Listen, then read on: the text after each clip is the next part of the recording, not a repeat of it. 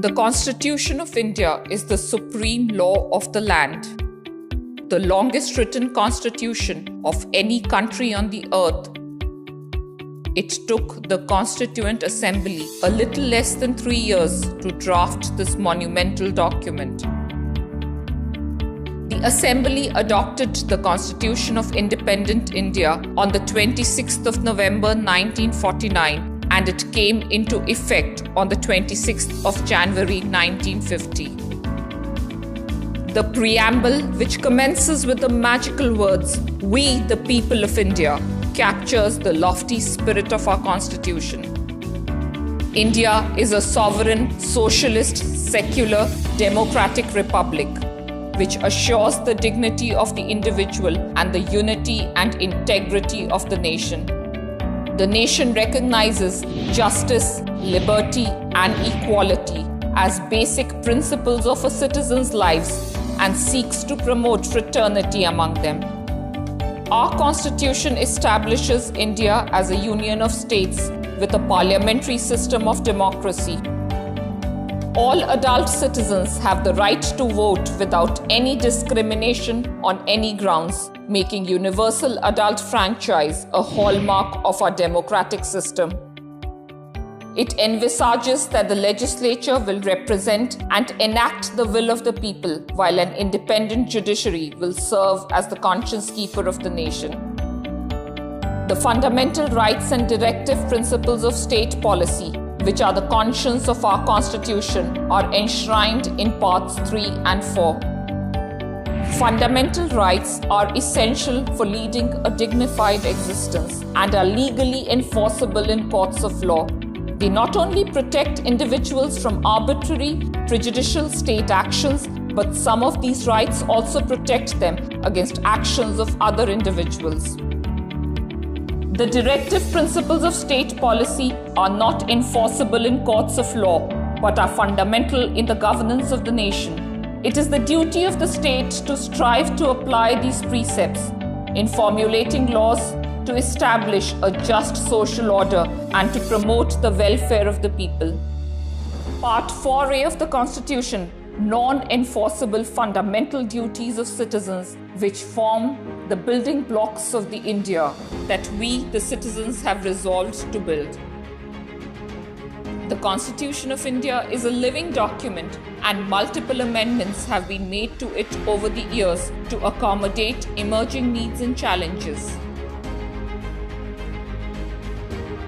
It is incumbent upon we, the people of India, who have adopted and enacted this document as the cornerstone of our democracy, not only to understand, appreciate, and protect its sanctity, but also to put it to work as we build a Sare Jahan Se Acha Hindustan Hamara.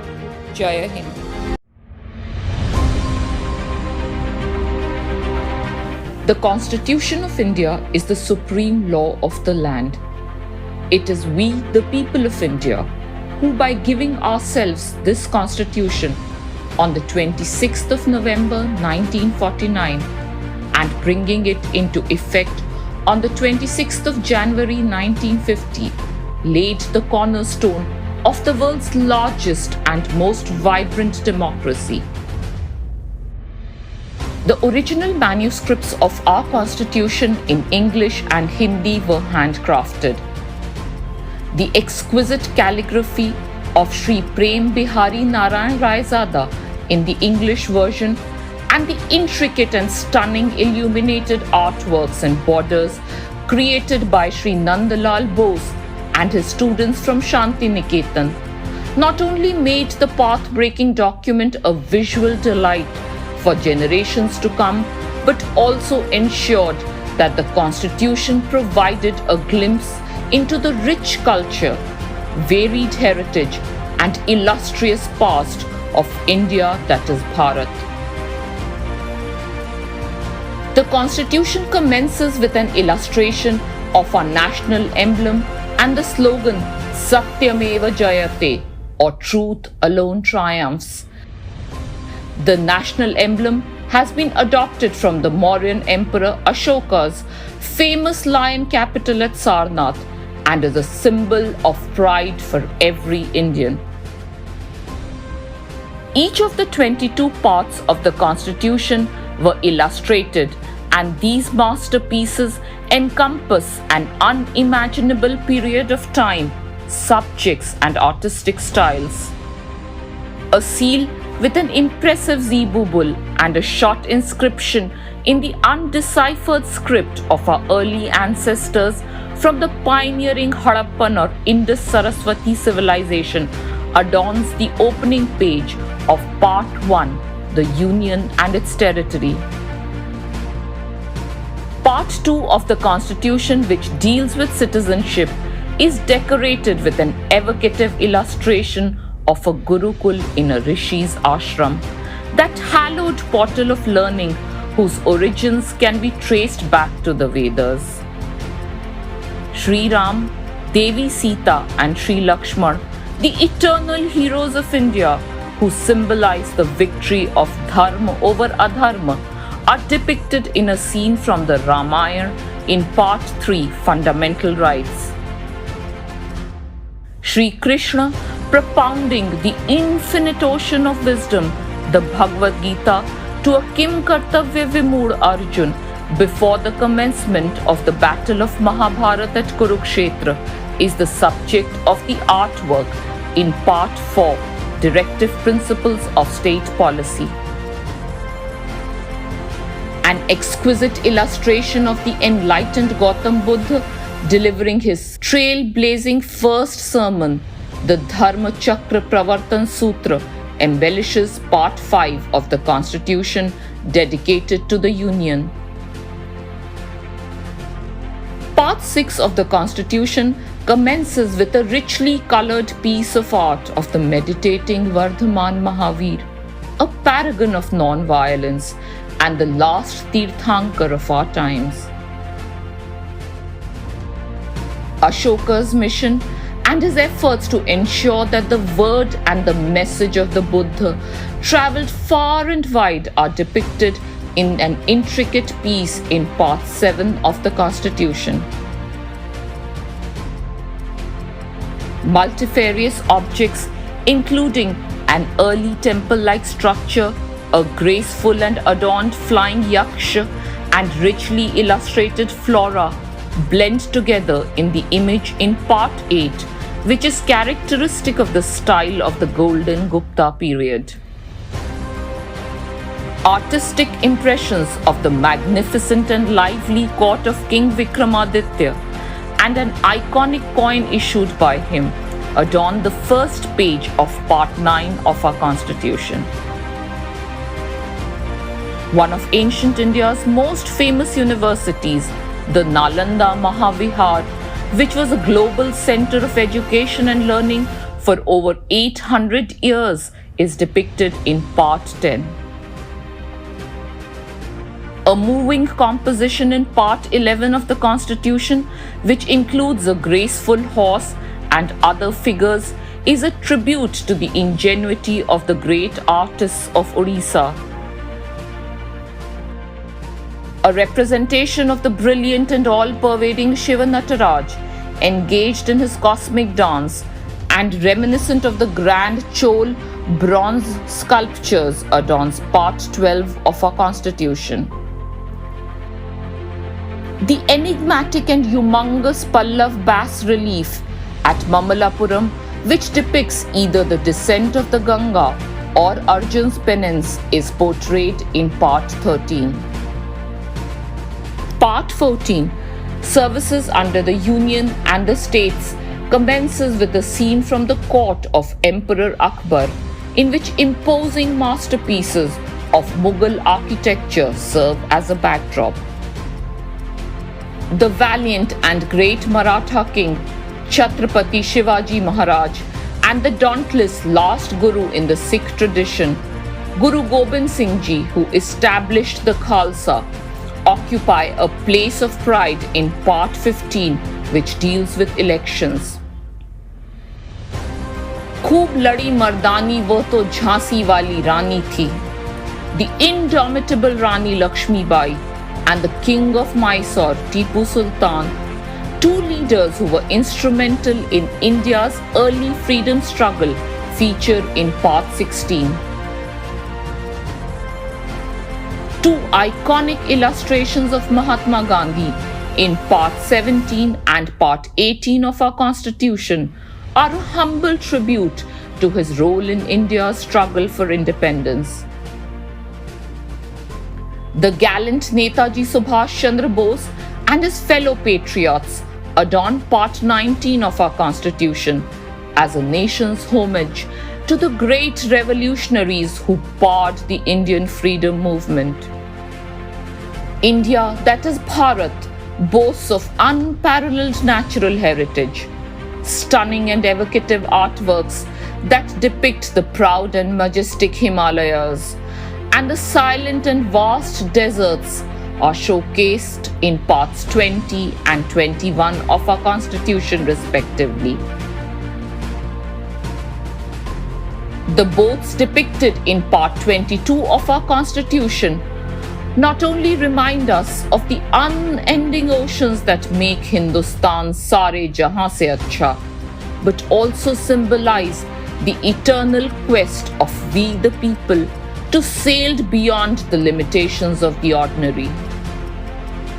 The 22 pieces of art that embellish our Constitution are by very definition not exhaustive in nature, but when woven together in this document of unparalleled importance, they bring to life a captivating portrait of the diverse culture and timeless civilization of India, that is Bharat.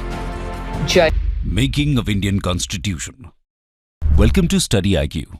मेरा नाम है आदेश सिंह।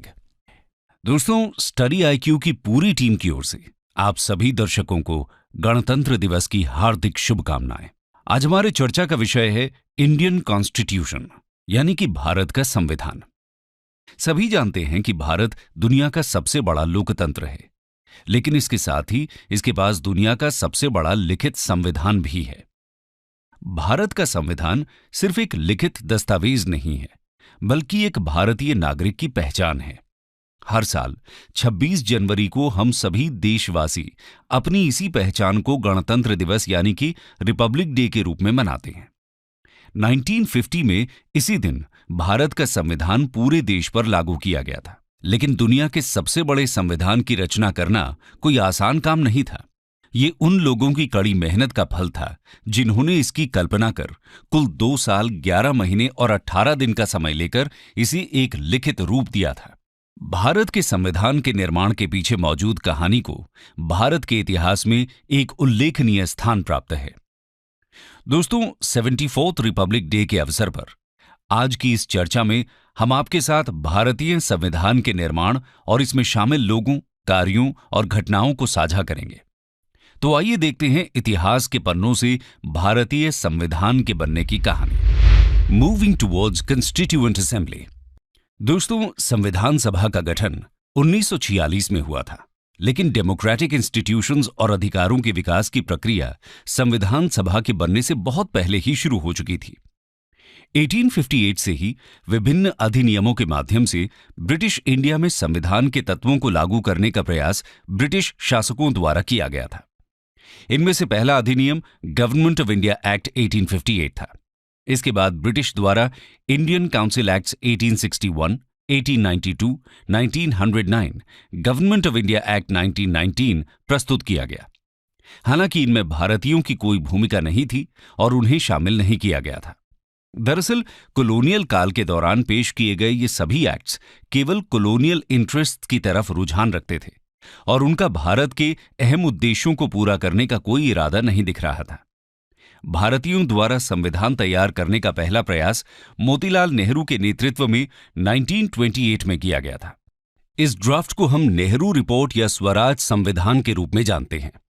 दोस्तों, सन 1934 में संविधान सभा यानी कि constituent assembly के गठन का विचार पहली बार एम.एन. रॉय द्वारा प्रस्तुत किया गया था। एम.एन. रॉय भारत में कम्युनिस्ट मूवमेंट के संस्थापक और रेडिकल डेमोक्रेटिज्म के समर्थक थे।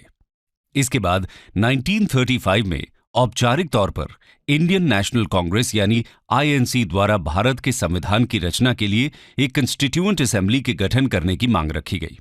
इसी बीच ब्रिटिश सरकार ने गवर्नमेंट ऑफ इंडिया एक्ट 1935 को पेश किया और इसने भी भारतीयों को निराश ही किया। हालांकि 1935 का ये अधिनियम अंत में जाकर भारतीय संविधान का एक महत्वपूर्ण सोर्स बना। इसके बाद 1938 में पंडित जवाहरलाल नेहरू ने आईएनसी की ओर से घोषित किया कि स्वतंत्र भारत का संविधान एडल्ट सफरेज के आधार पर चुनी गई संविधान सभा द्वारा बिना किसी बाहरी हस्तक्षेप के बनाया जाना चाहिए।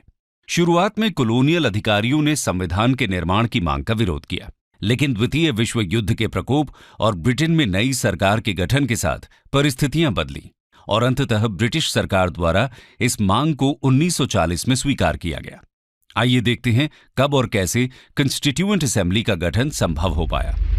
Formation and structure of constituent assembly. 8 अगस्त 1940 को भारत के तत्कालीन वाइसरॉय लॉर्ड लिनलिथगो ने ब्रिटिश पार्लियामेंट की ओर से ऑगस्ट ऑफर नामक एक प्रस्ताव पारित किया। इस प्रस्ताव में ब्रिटिश सरकार द्वारा वादा किया गया था कि द्वितीय विश्व युद्ध की समाप्ति के बाद भारत के कॉन्स्टिट्यूशनल फ्यूचर का निर्धारण करने के लिए एक कंस्टिट्यूएंट असेंबली की स्थापना की जाएगी। और इसी क्रम में 1942 में ब्रिटिश सरकार ने अपने कैबिनेट सदस्य सर स्टैफर्ड क्रिप्स के नेतृत्व में क्रिप्स मिशन को भारत भेजा। हालांकि इंडियन नेशनल कांग्रेस और मुस्लिम लीग दोनों के द्वारा इस मिशन के प्रस्तावों को स्वीकार नहीं किया गया। जहां एक तरफ आईएनसी ब्रिटिश द्वारा ऑफर किए गए डोमिनियन स्टेटस के पक्ष में नहीं थी, वहीं दूसरी ओर मुस्लिम लीग 2 ऑटोनोमस स्टेट्स और 2 संविधान सभा के गठन की मांग कर रही थी। परिणाम स्वरूप क्रिप्स मिशन असफल हो गया। इसके बाद सन 1946 में ब्रिटिश सरकार ने कैबिनेट सदस्यों का एक और प्रतिनिधिमंडल भारत भेजा, जिसे कैबिनेट मिशन प्लान के रूप में जाना जाता है। इसमें 3 कैबिनेट सदस्य शामिल थे। पहले लॉर्ड पैथिक लॉरेंस, दूसरे सर स्टैफर्ड क्रिप्स और तीसरे मिस्टर एवी अलेक्जेंडर। ये कैबिनेट मिशन ही था जिसके प्रस्ताव से भारतीय संविधान के निर्माण हेतु एक बुनियादी ढांचा तैयार किया गया और इसे संविधान सभा का नाम दिया गया। इस मिशन के अनुसार सभी प्रोविंसेस और प्रिंसली स्टेट्स के संबंधित जनसंख्या के अनुपात में असेंबली में सीट्स प्रदान की जाएंगी।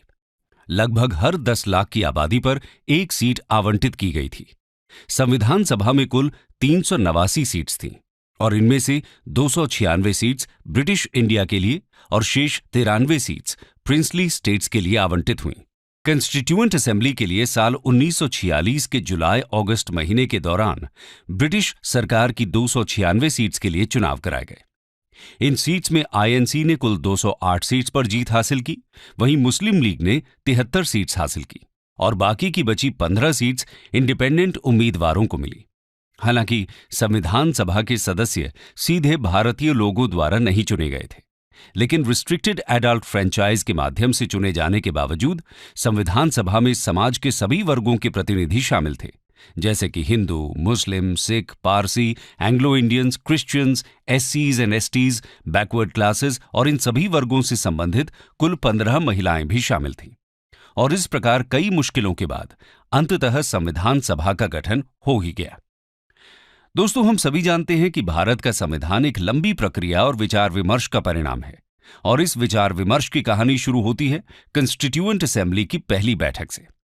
आइए देखते हैं भारतीय संविधान के निर्माण में इस संविधान सभा की क्या भूमिका रही। Role of the constituent assembly in making of the Indian constitution 1946 to 1949। दोस्तों, आखिरकार वो ऐतिहासिक दिन आ ही गया जिसका इंतजार संविधान सभा के गठन का प्रयास करने वाले सभी राष्ट्रवादियों को था। 9 दिसंबर 1946 ये वही दिन था जब संविधान सभा की पहली बैठक के लिए सभी प्रतिनिधि कॉन्स्टिट्यूशन हॉल पहुंच गए। हिंदुस्तान का एक नया रूप देने के लिए और नए संविधान को एक आकार देने के लिए भारत की सभी महत्वपूर्ण हस्तियां वहां मौजूद थीं। लेकिन मुस्लिम लीग ने इस बैठक का पूर्ण बहिष्कार किया था। इसके साथ ही 2 अहम लोग वहां नहीं थे, महात्मा गांधी और मोहम्मद अली जिन्ना। इस प्रकार बैठक में केवल 211 सदस्यों ने ही भाग लिया। फ्रांस की एक परंपरा को फॉलो करते हुए सभा के सबसे बुजुर्ग सदस्य डॉक्टर सच्चिदानंद सिन्हा को सभा का टेम्पररी प्रेसिडेंट नियुक्त किया गया। बाद में 11 दिसंबर 1946 को चुनाव प्रक्रिया के तहत डॉक्टर राजेंद्र प्रसाद को असेंबली का प्रेसिडेंट और H.C. मुखर्जी को वाइस प्रेसिडेंट नियुक्त किया गया। इसके साथ ही सर B.N. राव को असेंबली का कॉन्स्टिट्यूशनल एडवाइजर नियुक्त किया गया। दोस्तों, अभी सभी सदस्य नए संविधान सभा के नियमों में ढल ही रहे थे कि 13 दिसंबर 1946 को पंडित जवाहरलाल नेहरू ने सभा में एक ऐसा प्रस्ताव पेश किया जो हमारे संविधान की नींव बनने वाला था। इस प्रस्ताव को हम ऑब्जेक्टिव्स रेजोल्यूशन के नाम से जानते हैं। दरअसल ये ऑब्जेक्टिव्स रेजोल्यूशन स्वतंत्र भारत के लिए वो विजन था जिसने कॉन्स्टिट्यूशनल स्ट्रक्चर के फंडामेंटल्स और फिलॉसफी को निर्धारित किया। ये रेजोल्यूशन था संविधान के लक्ष्य और उद्देश्यों के बारे में। सभा में इसका विवरण देते हुए नेहरू जी ने बोला, हमारा भारत एक फुली सॉवरेन रिपब्लिक होगा। ये अपना संविधान स्वयं घोषित करेगा। भारतीय संघ के रूप में हमारे देश में ऐसे क्षेत्र शामिल किए जाएंगे जो उस समय ब्रिटिश सरकार के अधीन थे। इसके साथ ही प्रिंसली स्टेट्स और वैसे क्षेत्र भी शामिल हो सकते हैं जो सॉवरेन इंडिया के साथ जुड़ना चाहते हैं।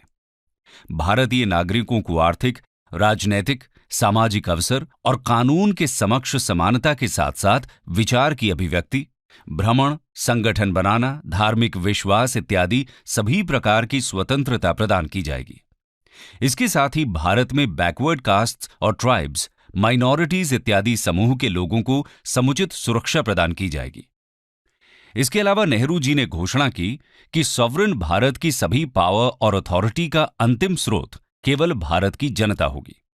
इस ऑब्जेक्टिव रेजोल्यूशन को सभा के सभी सदस्यों द्वारा 22 जनवरी 1947 को एक मत से स्वीकार कर लिया गया। इस रेजोल्यूशन ने बाद में संविधान निर्माण में महत्वपूर्ण भूमिका निभाई। इसी रेजोल्यूशन के मॉडिफाइड वर्जन को वर्तमान संविधान के प्रीएम्बल यानी कि उद्देशिका के रूप में जाना जाता है। संविधान बनाने का काम शुरू होने के कुछ समय बाद ही ब्रिटेन में सरकार बदल गई। नई सरकार के प्राइम मिनिस्टर क्लेमेंट एटली ने 20 फरवरी 1947 को ब्रिटिश पार्लियामेंट के हाउस ऑफ कॉमन्स में यह घोषणा की कि ब्रिटिश अब इंडियन पॉलिटिशियंस को पावर ट्रांसफर करेंगे और इंडिया को छोड़कर चले जाएंगे। इसके बाद 3 जून 1947 को इंडिया के नए वाइसरॉय लॉर्ड माउंटबैटन ने एक प्रस्ताव पेश किया। इसे माउंटबैटन प्लान के रूप में जाना जाता है। इस प्रस्ताव में ब्रिटिश सरकार ने इंडिया के पार्टीशन को एक्सेप्ट करते हुए भारत और पाकिस्तान 2 देश बनाने पर सहमति व्यक्त की थी। इसके बाद जुलाई 1947 में ब्रिटिश पार्लियामेंट में इंडिपेंडेंस ऑफ इंडिया एक्ट 1947 पारित किया गया और इसी एक्ट की वजह से संविधान सभा अब फुली सॉवरेन बॉडी बन गई थी। इसका मतलब यह था कि ये सभा अब पूरी तरह से आजाद थी कि वो जैसा संविधान बनाना चाहे बना सकती है। चूंकि इसके साथ भारत का विभाजन भी हो गया था, तो सभा की सदस्यता 389 से घटकर 299 रह गई, क्योंकि काफी सारे प्रोविंसेस अब भारत का हिस्सा नहीं रहे थे। इसके साथ ही संविधान सभा अब एक लेजिस्लेटिव बॉडी बन चुकी थी। इसका मतलब यह था कि अब सभा के पास संविधान का निर्माण करने के अलावा एक और कार्य था, और वो था देश के लिए सामान्य कानून को अधिनियमित करना। और इसी कारण कंस्टिट्यूएंट असेंबली को इंडिया का पहला पार्लियामेंट कहा जाता है। जब ये सभा संविधान बनाने का कार्य करती थी तो इसके प्रेसिडेंट होते थे डॉक्टर राजेंद्र प्रसाद। वहीं दूसरी ओर जब ये सभा अपने लेजिस्लेटिव फंक्शन का कार्य निभा रही होती थी तो इसके प्रेसिडेंट होते थे जीवी मावलंकर। सभा के ये दोनों कार्य 26 नवंबर 1949 तक चले। दोस्तों, किसी भी प्रकार के मिसमैनेजमेंट से बचने के लिए और काम के बोझ को संतुलित करने के लिए संविधान सभा ने विभिन्न समितियों यानी कि कमिटीज का गठन किया था। उन सभी समितियों में से 8 मुख्य समितियां थीं। उन 8 समितियों में सबसे अत्यधिक महत्वपूर्ण समिति थी ड्राफ्टिंग कमेटी। इस समिति को विभिन्न समितियों के प्रस्तावों को ध्यान में रखकर भारत के संविधान का ड्राफ्ट तैयार करने का मुख्य कार्य सौंपा गया था। आइए इस समिति की भूमिका पर एक नजर डालते हैं। The drafting committee of the constituent assembly. दोस्तों, ड्राफ्टिंग कमेटी का गठन 29 अगस्त 1947 को हुआ था। इस समिति में सभा के 7 सदस्य शामिल थे। इनमें समिति के अध्यक्ष के रूप में डॉक्टर B.R. अम्बेडकर के अलावा doctor K.M. Munshi, Syed Mohammad Saadulla, N. Madhav Rao, N. Gopalaswami Ayyangar, Alladi Krishnaswami Iyer और T.T. कृष्णमाचारी शामिल थे। समिति ने 6 महीने से कम की अवधि में पहला ड्राफ्ट तैयार कर फरवरी 1948 में इसे प्रकाशित किया। इसके साथ ही भारत के लोगों को ड्राफ्ट में संशोधन पर चर्चा करने के लिए 8 महीने का समय दिया गया और लोगों द्वारा बताए गए संशोधनों, आलोचनाओं और सुझावों को ध्यान में रखते हुए समिति ने संविधान का दूसरा ड्राफ्ट अक्टूबर 1948 में प्रकाशित किया। अंततः 4 नवंबर 1948 को डॉक्टर बी.आर. अम्बेडकर ने संविधान का अंतिम प्रारूप सभा में प्रस्तुत किया। इस अंतिम प्रारूप पर लगभग 32 दिनों तक विचार विमर्श किया गया और इस अवधि के दौरान इसमें 7,635 संशोधन प्रस्तावित किए गए, जिनमें से 2,443 पर विस्तार से चर्चा की गई और अंत में भारत के संविधान को 395 आर्टिकल्स, 12 शेड्यूल्स और 22 पार्ट्स में विभाजित किया गया। वर्तमान में यह संख्या बढ़कर 448 आर्टिकल्स, 12 शेड्यूल्स और 25 पार्ट्स हो चुकी है। 2 साल 11 महीने और 18 दिनों की मेहनत के बाद आखिरकार वो दिन आ ही गया जिसका सभी देशवासियों को और संविधान सभा के सदस्यों को बेसब्री से इंतजार था। आइए देखते हैं कब और कैसे हमारा संविधान अपनाया गया और देश भर में लागू हुआ। Enactment and enforcement of the Indian constitution. दोस्तों, 26 नवंबर 1949 को सभा में मौजूद 284 सदस्यों और सभा के प्रेसिडेंट के हस्ताक्षर के साथ भारत के संविधान को देश द्वारा अपना लिया गया था। 26 नवंबर को ही देश में कॉन्स्टिट्यूशन डे के रूप में जाना जाता है। हालांकि 26 नवंबर को इसे अपना तो लिया गया था, लेकिन फिर भी हम 26 जनवरी को रिपब्लिक डे मनाते हैं। ऐसा क्यों?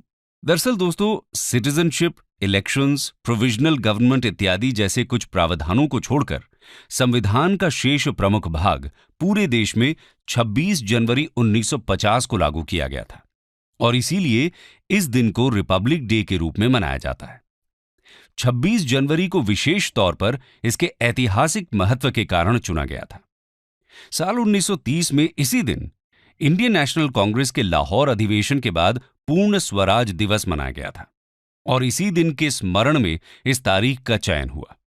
24 जनवरी 1950 को संविधान सभा की आखिरी बैठक हुई, जिसमें डॉक्टर राजेंद्र प्रसाद को भारत का पहला राष्ट्रपति चुना गया। हालांकि सभा को समाप्त नहीं किया गया और भारत के अस्थायी संसद के रूप में 26 जनवरी 1950 से लेकर 1951 में हुए पहले आम चुनाव तक ये कार्य करती रही। संविधान के निर्माण के अलावा संविधान सभा ने अपने कार्यकाल के दौरान कुछ और कार्यों को भी संपन्न किया था। इसने 22 जुलाई 1947 को नेशनल फ्लैग को इसके वर्तमान रूप में अपनाया था। इसके साथ ही 24 जनवरी 1950 को राष्ट्रीय गान और राष्ट्रीय गीत को भी अपनाया गया। हमारे संविधान की ओरिजिनल कॉपी हिंदी और इंग्लिश दोनों में लिखी गई थी। हालांकि तब इसके लिए टाइपिंग या प्रिंटिंग का उपयोग नहीं हुआ था। दोनों भाषाओं में इसकी ओरिजिनल कॉपी प्रेम बिहारी नारायण रायजादा द्वारा लिखी गई थी। इस कार्य को पूरा करने में उन्हें 6 महीने लगे थे। इसके साथ ही संविधान के प्रत्येक पेज को आचार्य नंदलाल बोस द्वारा चित्रों से सजाया गया था और उनके शिष्य राम मनोहर सिन्हा द्वारा इसके इंट्रोडक्शन पेज को सजाने का काम किया गया था। यकीनन हम इन सभी महत्वपूर्ण हस्तियों के आभारी रहेंगे, जिनके अथक प्रयास और मेहनत के कारण इस देश को अपनी सबसे बड़ी संपत्ति संविधान के रूप में मिली। कंक्लूजन। तो दोस्तों, ये थी कहानी संविधान के निर्माण की, जिसे भारत में सभी कानूनों की जननी माना जाता है। देश में किसी को भी संविधान का उल्लंघन करने की शक्तियां उपलब्ध नहीं है। आज की चर्चा यही समाप्त करते हुए हम आप दर्शकों के लिए एक सवाल देकर जा रहे हैं। इस कहानी के माध्यम से हमने आपको बताया था कि संविधान सभा के सदस्यों में 15 महिलाएं भी शामिल थीं। वो श्रेष्ठ महिलाएं कौन कौन थीं? आप इसका जवाब हमारे साथ कमेंट सेक्शन में जरूर शेयर करें।